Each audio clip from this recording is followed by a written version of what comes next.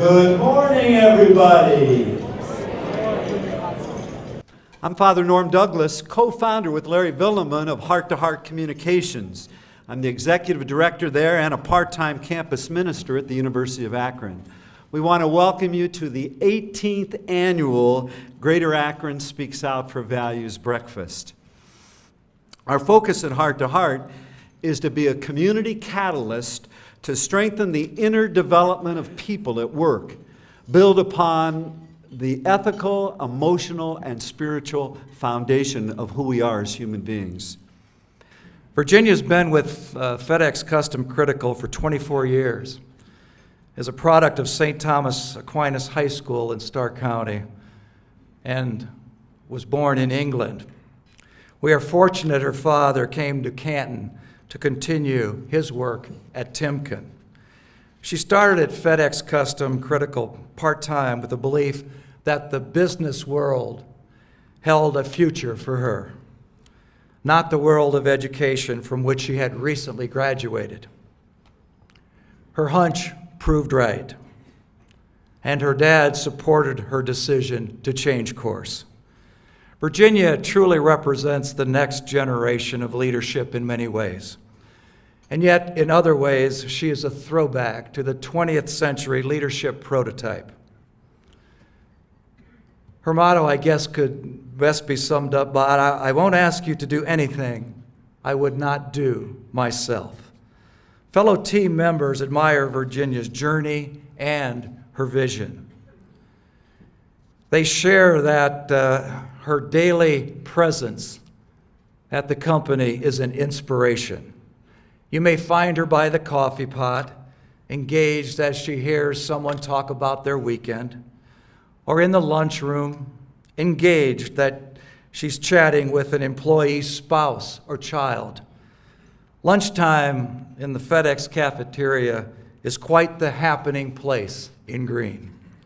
Employees and their family members are encouraged to come and spend time with their mom, dad, or child. Virginia met her husband Bill at FedEx early in their careers, and before it was even called FedEx Custom Critical. Engaged employees are the key to Virginia's vision. A few years ago, FedEx Custom Critical unveiled a new company strategy.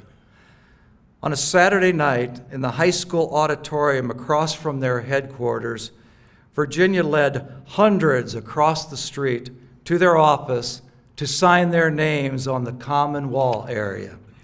Those hundreds of signatures still adorn the walls.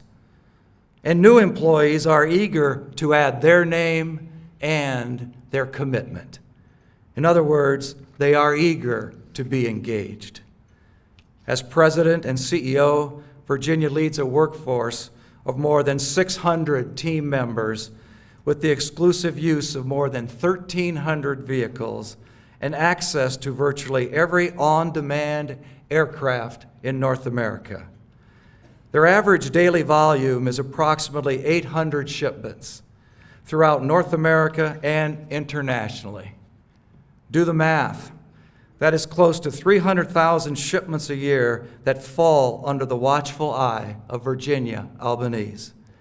While many attempt to live the elusive concept of balance, few succeed. Virginia may just be one of the few. Balancing vision, on-time delivery, engaged employees, 2 children, a husband, travel, and family. Yet every day, FedEx gives us the world. Today, I give you your very own visit with Virginia. Please join me in welcoming Virginia Albanese, 2011 Heart to Heart keynote speaker.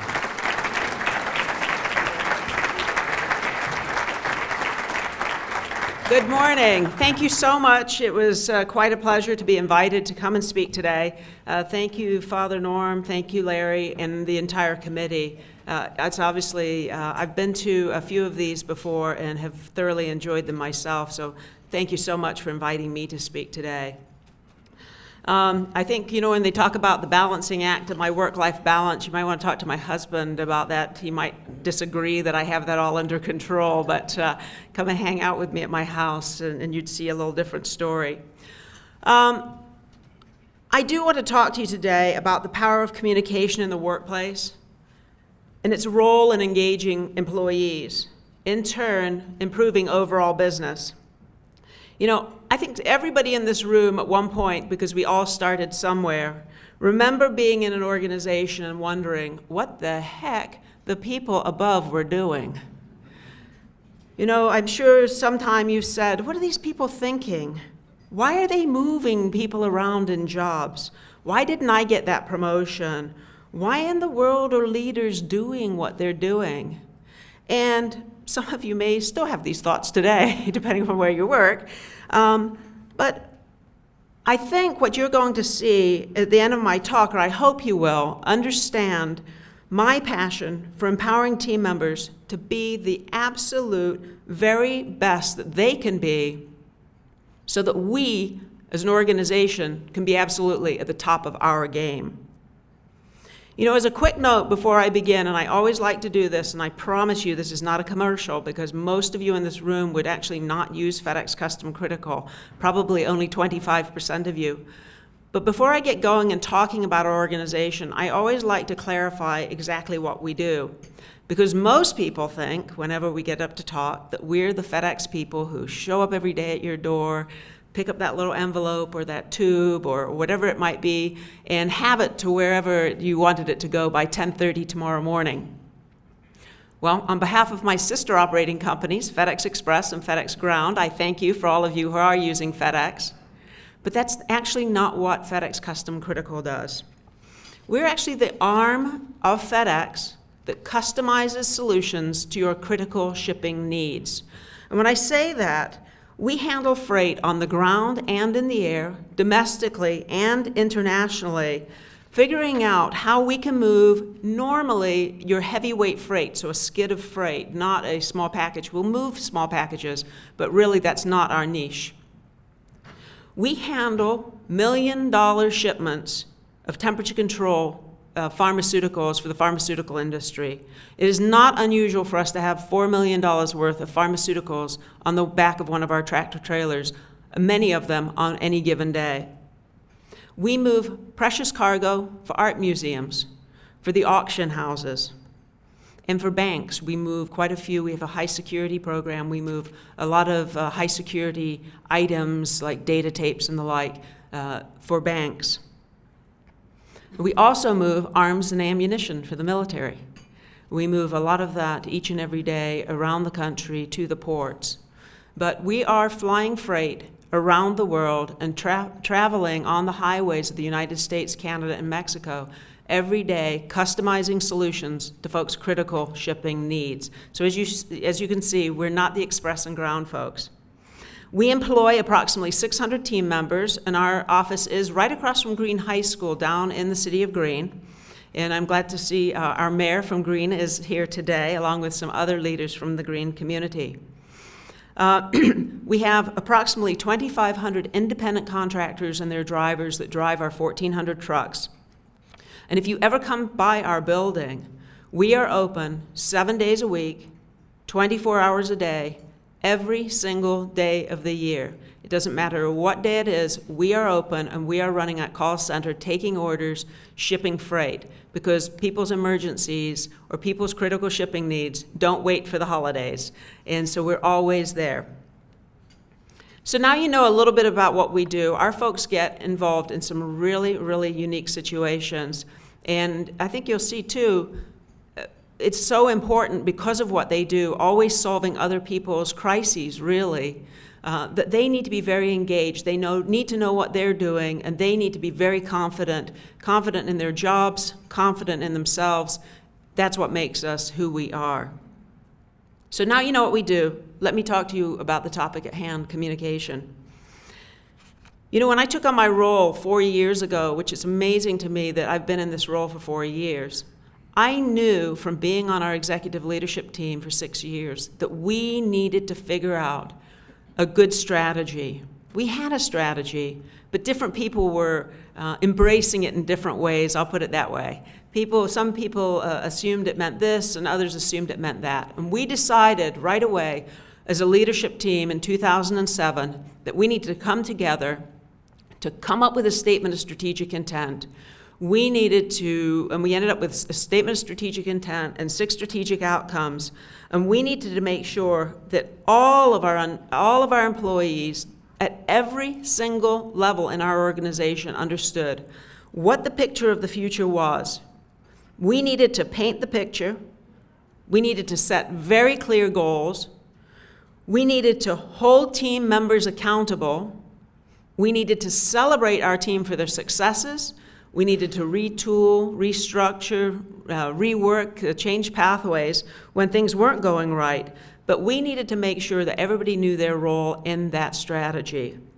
And I'm pleased to say that even though we have run into economic downturn, as I'm sure everybody in this room has done, even so, our company and our team members have been incredibly successful. And I really do say that it has a lot to do with the strategy and making sure that everybody knew their skin in the game, what their role was on the playing field. Post-2007, we've clearly communicated every month, every quarter, every year how we're doing to everybody from a top line and a bottom line perspective. Everyone knows the score. Everybody knows, are we winning? If we're not winning, everybody knows that we need to do some rework and get us back on track.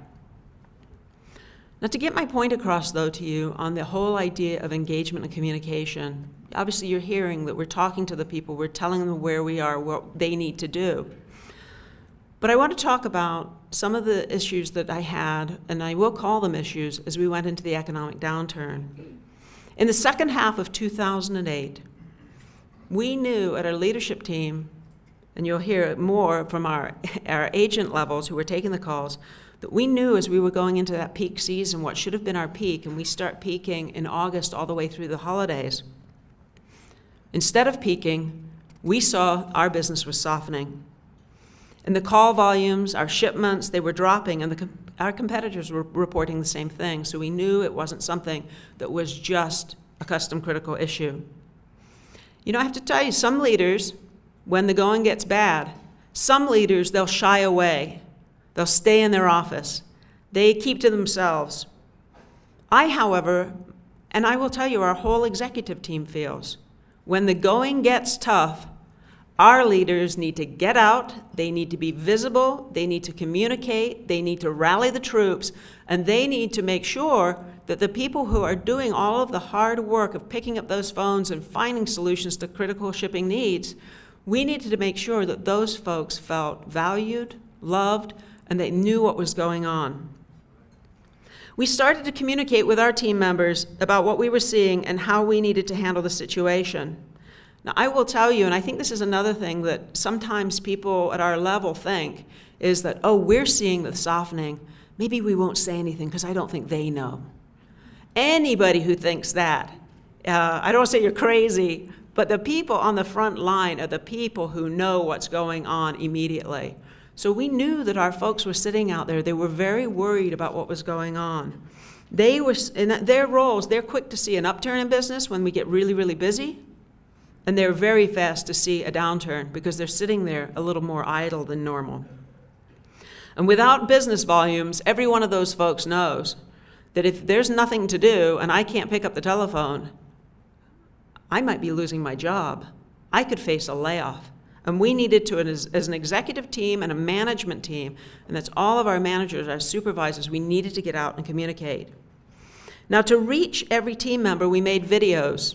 Ryan Henry, he was introduced early as our marketing and communications manager at the company, and he's done a fantastic job, along with his staff, at really putting things together to communicate all the time to our people about where we are in business, how we're winning or losing, but especially during this economic downturn. We constantly talk to our people because, like most of you, I'm sure, we weren't really exactly sure where this thing was going. We knew that it was going down, but we didn't know how far it would go, when it would stop, if it would stop. We weren't really sure at that point. But we kept talking to our people about the things that they could do. We talked about our strategy. We talked that we had a clear and very positive-looking future if we could keep on top of that strategy. We talked to them about making sure that they took every order that they could possibly take and not let a penny get away. We talked to them about cost control. And one of the things that I like to talk about with our folks is when you're spending money from the company, spend it like it was your own. And I think that kind of a mantra really paid off and certainly does well with everybody because people understand what you mean. We always called it how it was, though. We always talk to our people like adults. They are adults. You know, when I hear people say, well, don't tell them that or don't tell them this, they know what's going on. Tell them how it is. Tell them what you know. And we were very truthful, and we told them we didn't know how far this economy was going to fall. Now, as business continued to worsen, we knew we were going to have to take action. We announced a reduction in hours for all of our non-exempt by 10%. So 4 hours a week, we had everybody reduced by. We didn't drop their base pay because once we got back to full employment, we wanted to make sure people were making the same money. We stopped our 401k match. We eliminated all bonus programs, and our exempt workforce took a 5% permanent pay decrease. Now, while the cuts were harsh, we knew that these were the type of measures that we were going to have to take to ensure that our folks stayed in, that we could still run the business and that we were trying as hard as we could not to get to the point of having to lay folks off. However, in December of 2008 and January of 2009, our leadership team knew that we would have to reduce our workforce. In order to weather this storm, we knew we had to do something. And unlike most companies, we didn't start at the bottom with the little guy, the guy on the telephone or the gal on the telephone. We started at the top of our organization, and we ended up letting go 15 exempt level positions. One of the things, and we thought long and hard about this as we made these decisions, we looked at, and I will say how much money, we knew we were a little top heavy, that we could let those exempt positions go. We looked at how many hourly people we would have to let go in order to even come close to realizing the same cost control or reductions. I can tell you that on that day when I woke up where we knew we were going to let those 15 people go, few things. We had done a tremendous amount of preparation beforehand to make sure that those folks felt valued, even though we were having to reduce their workforce. But I know that when I woke up that day, I prayed that those people who we were going to impact that day would find themselves back on their feet, that even though they were letting go, that they would leave our company still feeling valued, still feeling self-worth. And we really worked as a team to make sure that those things did come true. The other thing we were very conscious of was on that day, we talked to the 15 people, and we let them go pretty rapidly. We made sure everybody's boss was in the room. We let them go pretty rapidly. The minute that we were done and the last person was out the door, we put a communication out, or Ryan put a communication out, letting the team members know that we were done. Because you want to walk around, and I know a lot of you have done this before, you want to walk around an office and these people think that there's more coming, that they might be next. Are they going to get called into the boss's office? So we immediately got the word out, and again, we didn't hide in our offices. We told our whole management team to get out on the floor and to walk the floor and to talk to the people, to talk straight, to tell them that we really didn't know how far things were going to go, but we felt that we had made the right decision. It was over for the day. We were not going to make any more changes. One of my personal commitments, every day when I would read the paper or watch the news, every day I kept thinking, Virginia, you just have to keep the strategy moving forward. Even though we're in this terrible situation, you have to keep it moving forward because you have to have hope that tomorrow is going to be a better day and that when the business comes back, that we're poised and ready to grow our business. I was also absolutely personally committed to the idea, as I read the paper each day, and knowing what I do because of the different boards that I'm on, and I'm on the Boys and Girls Club board, and I see a lot of families who, single moms, trying everything they can to put food on the table, to keep that car running, to pay for the insurance. I just firmly committed to myself that I had to do everything in my power not to let more people go. We had taken a big, bold step. We had cut enough. But it was my commitment to myself and silently at that point to my workforce that I was going to try and make sure that I kept people employed, that I didn't send more people out onto the streets in Akron, Ohio, or in Canton, Ohio, where predominantly our folks live, with no benefits and really no sense of hope for them to find a job. I do have a lot of single moms on my payroll, and definitely I couldn't stand the thought of putting these people out on the streets with kids with nothing, and again, a slim chance of finding a job. You know, at one point, and I will encourage everyone in this room to do this, because I see you all sitting here in suits and ties, and I'm pretty sure that you all drove here in pretty nice cars and the like. A few years ago, this was before the economic downturn hit, and again, I encourage you to do this. We were sitting around the table in an executive meeting, so we were sitting there with all our directors and VPs and the like. And we went through a back of the napkin exercise. It took us 10, 15 minutes to do. But we wanted to go through, I said, I want everybody in this room to go back to the reality of what it takes to live and how much you really have at the end of the day when you make $16, $18, or $20 an hour. And we went through and we mapped that out, and it became very, very apparent to us that at the end of the day, after you buy the groceries and pay the car insurance and all the things that we all know we pay, there is very little left. So it was very important for us, and that exercise kept ringing and ringing and ringing in my head every time I thought about letting anybody go. So we got out, we talked to people, we constantly talked to people. And to provide an opportunity for communication every few months, I hold something called Visit with Verge, where 10 team members are selected kind of randomly, usually hourly folks, sometimes our supervisory force. And they come and meet with me and they chat. The whole way it works is I tell them kind of state of the company, here's what's going on and the like, and then they are free to ask me absolutely anything they want.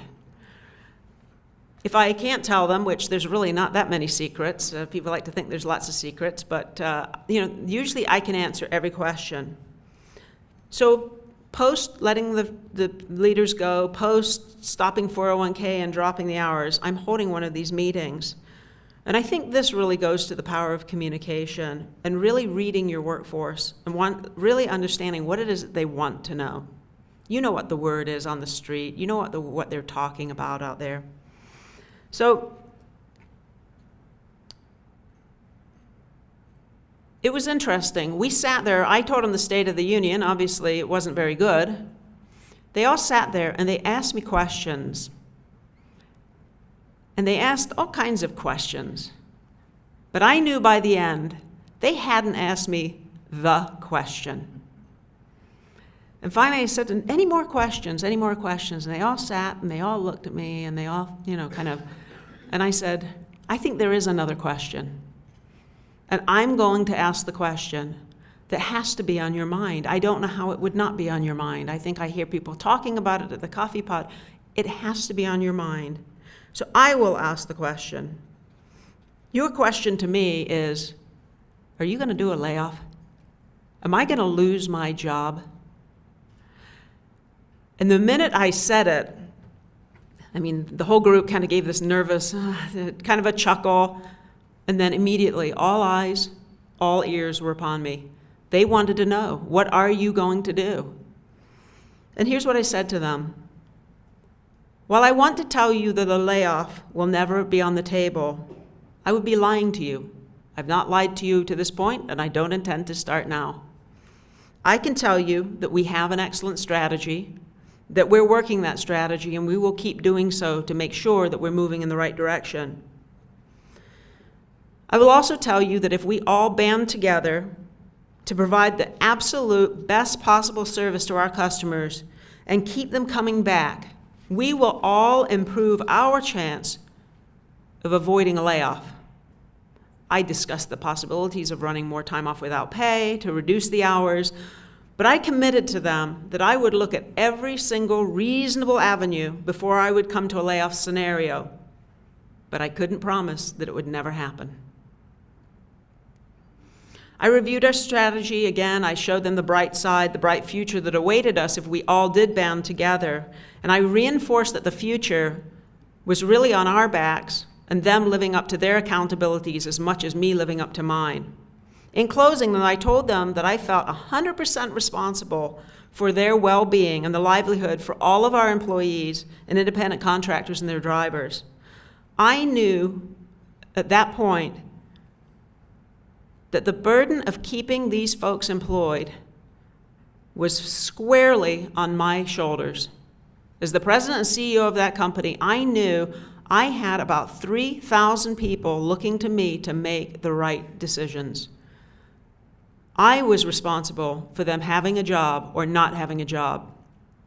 We've got a great executive team, and certainly it comes to their responsibility too, but it was definitely on my shoulders. So I let these folks know that. I told them that. And I also told them that we were taking a lot of time at our ELT meetings, our executive team meetings, making sure that every decision we made was sound. We talked about it again. We figured out who it was going to impact, how it was going to impact. And we really made sure that we made sure that we'd do anything to have the least impact on our workforce. While I had not assured them that they were going to keep their job, in that meeting I offered them hope. I offered them hope that things might get better, that we had a good strategy, hope for a good future, and hope that their leaders were absolutely keeping them in mind with every decision made. Finally, one lady talked. I mean, it was quiet in that room, and finally one young lady talked, and she was almost in tears. And she said to me, "Virginia, I can't take any more time off. I cannot possibly afford to have anything happen more to my paycheck." She told this table of 9 people that she knew reasonably well, but she sat there and bared her soul, and she said that she had had issues with her family, and I think she wasn't getting any child support and the like, and she let me know that if anything else happened, she wouldn't have a house, and she wouldn't be able to put food on the table. While she spoke, the whole group empathized with her. They supported her. They talked. And I, too, empathized with her situation. Again, I pledged to do my best to keep us with successful outcomes. And I explained again that all of us had to work together to have that successful outcome.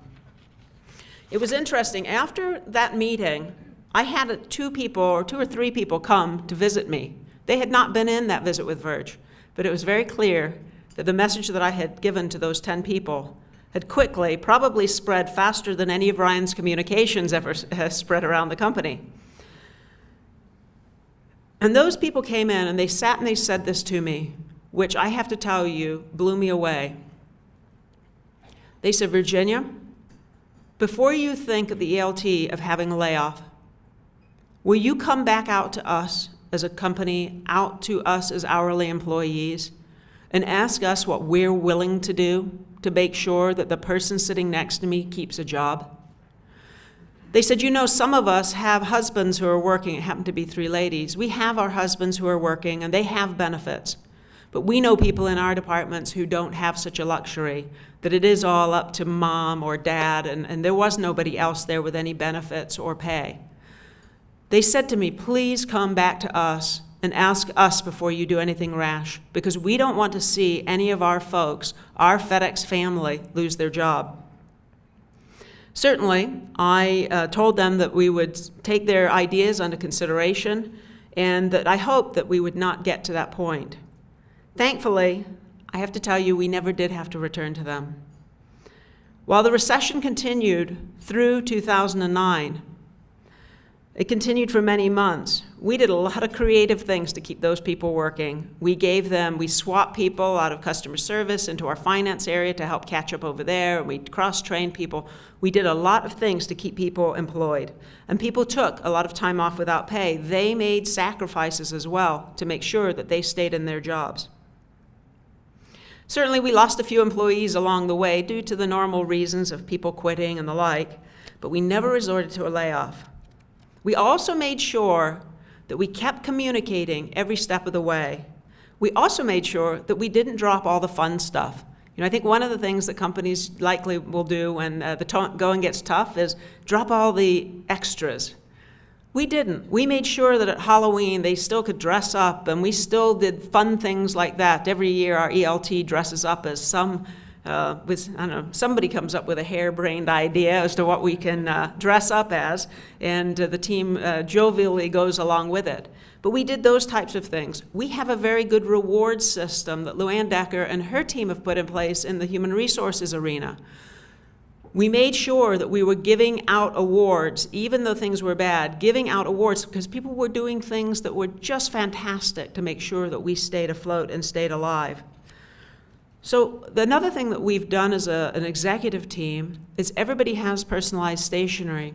And we ask our executive team every month to send a handwritten note to at least a few people in their team or anywhere in the company, telling them what a great job they're doing, and sending it to their house so that their family gets to see what a great job we think they're doing at work. So all through this time, we made sure, and we kept reinforcing to everybody, stay out in front, stay communicating, stay sending your notes, don't stop doing the fun stuff as well. We tried to fit it all in to make sure we kept the upbeat. While it was a tough time for so many around, with people watching them, they watched their neighbors, their friends, everybody knew somebody who had lost their job. I will tell you that our team members were very appreciative of what we did and proud to be a part of that FedEx team. Even though all these things went on, and we've in the past used the Gallup survey to measure engagement. Post all of these layoffs or the reduction in force and the hours cut, we have done an engagement survey, and we continue to see very high levels of engagement. And I really do believe that most of that comes as a result of the communication. In June 2009, I stood on the stage at Green High School for our annual kickoff meeting. We start our fiscal year in June. We got up there, we told all the team members, we probably had 500 or 600 people there, we told all these team members, all of the things that we were going to do in that fiscal year. Even though the economy was down, we still held this meeting. We thought we need to bring people together. We need to make sure that people know where we're going on our journey. But at the very end of that meeting, I stood on the stage and said to all in attendance, I have one personal goal, and my personal goal is to get all of you back to full employment. I don't know where the economy is going to go, but I can tell you that my personal goal is to get you all back to full employment without having to have all these reductions. By October of 2009, just 5 or 6 months later, our team was back to working full time. Our business was coming back. We decided not to hire at that time and encouraged our team members to fill the gaps with overtime. I can tell you that by December of 2009, our people are asking us to hire because they were sick of the overtime. So, oh my, how the pendulum swings. And we tried to remind them, don't you remember last December when we were trying to figure out what it was we were going to do? But it was great because all of those people who had stuck with us, who had done the right things, who had been great for our customers, who had tried everything possible and upheld the people around them, their FedEx family, to get through this crisis. All of them felt very good about the whole concept. We were back to full employment, and they were pleased that they were back to making money. To date, since October of 2009, we have not slowed down. We are going great guns. In fact, I don't have enough trucks. We're handling 800, 850 loads a day, shipments a day. I'm turning away probably 100 a day. I don't have enough trucks to handle the business. So for us at FedEx Custom Critical, our business has come back. We have an unbelievable truckload brokerage group that is just going great guns as well, and they've grown themselves in the over 100% range for the last 4 years. So things are looking up. But I want to tell you, you know that woman who was having problems at home and didn't have enough and was scared to death? I'm always very aware that other people, we're going through this crisis at work, and there were other things going on in those people's lives other than just our crisis at work. They were having their own crises at their own homes. Well, I'm no exception. While the team members look to me, along with our entire leadership team, for assurance, I can tell you that I too turned to my leadership team when I needed them. At the very same time, I was journeying through a very rough time at home. While I was noticing that my business was going downhill in 2008, I was also watching my 44-year-old husband going downhill even faster. He was fighting a losing battle against his heart. His heart could no longer function. While I was scheduling meetings at the office to come up with a game plan to beat the recession, Bill and I were working on a plan for him to move into the Cleveland Clinic. Literally, this happened absolutely in parallel. October, we see terrible things happening at work. October, my husband's heart really came to an end. In October 2008, I did tell my administrative assistant, I said to her, Bill has an appointment at the Cleveland Clinic, and for one day, I have to put work on hold. I have to go with him because he wasn't quite telling the doctors everything that was going on with his heart. And I was aware that they kept saying, oh yeah, just come back in a month. And I kept thinking, gosh, they're not seeing what's going on at our house. He can't walk to the end of the driveway. He can't do anything without laying down and going to sleep. So I took that one day and we went up there, we met with the doctors. And they told us to come back in November with Bill with his bags packed and ready to wait at the Cleveland Clinic to get a heart transplant. Once you get put onto that list and you get to the point where you really can't live outside of the medical facility without medical intervention, they move you into the Cleveland Clinic to stay. On November 5th, we checked Bill in and we waited. And we waited. This was his new home. He couldn't leave that hospital until a heart was found. So guess what? I became the single mom too at the exact same time as these other ladies.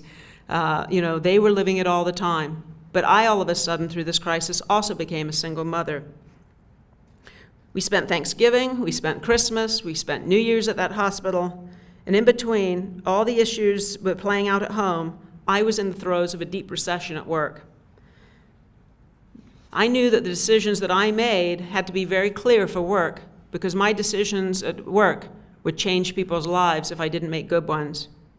And I will tell you that with the help of family and friends, lots of prayers from lots of churches around this community, we were able to work through all of the ups and downs that Bill experienced at the clinic. On 3 occasions, he went to ICU. On 2, he ended up on a ventilator, with us getting called at the last minute to rush up there to see what was going on and to see what they could possibly do for him. Well, I'm very pleased to tell you today, the good news is that on Bill's 45th birthday, which I don't think they've ever had happen at the clinic before, he received a new heart. I won't ever forget getting that call. And I tell you, when he was in there having that surgery done, I certainly laid there in the waiting room chair, because of course it was in the middle of the night, saying prayers, certainly for Bill, but also for the family who had lost somebody who was donating that heart. In fact, that heart, there was another family waiting in the waiting room with us, and her husband, was receiving a double lung transplant from the exact same donor. Even though, and this again comes back to communication, even though we were going through such a terrible situation at work and in our own family, those people at work did everything in their power to make my life easy, even though they were having a rough time. We had people sending food to the house. We set up to try and keep I have today 11 and a 13-year-old, so a couple years ago, obviously younger. We tried to make their life as good as possible and not rock their world, because they asked me one day, is he ever going to come home? So we tried not to rock their world. We had so many friends. I said, I want somebody to visit Bill every single day. And with the exception of about 2 days over his 80-day stay, somebody from this community, somebody went up and visited Bill and made sure that he was there so I could run my business, I could run the family, and then we would spend the weekends at the Cleveland Clinic. People helped in unbelievable ways, and I have to tell you, the day my admin said to me, Virginia, can I wrap all your Christmas presents? And she did exactly that. You can't believe the weight it lifted off my shoulders. But she found time to help me out. Through it all, leading a company through the worst economy since the Great Depression and letting employees go, to watching each day pass while my husband desperately needed a heart, I kept the faith. I kept praying, and I kept on believing. Communicating with staff, family, and with a higher power is very important. So to close today, I'd like you to bring it back to the workplace, since that is where most of us are heading after this breakfast. I believe that by communicating a very clear picture of our future, talking to our team throughout the downturn in a manner that was truthful and very straightforward, acknowledging the team and the individuals for excellent work, and redirecting when things were not going so well, we were able to make it through this very, very, very tough time. We also built a tremendous amount of trust and respect for each other as we journeyed. I knew what they expected of me to make the best decisions possible, and they knew what I expected of them to do their very best with every customer experience and to not let any revenue slip away. You know, employees do appreciate being treated like adults. They appreciate that straightforward communication, and together we each did our own part.